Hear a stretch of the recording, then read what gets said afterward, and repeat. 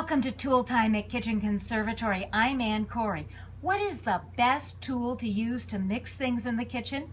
Your hands. But sometimes people don't really want to put their hands in the food. So we have other hands, plastic hands, hands that can be mixed and tossed. And this is the wonderful way to toss salad, to toss pasta, and you can serve with it. These salad fingers are so handy in the kitchen.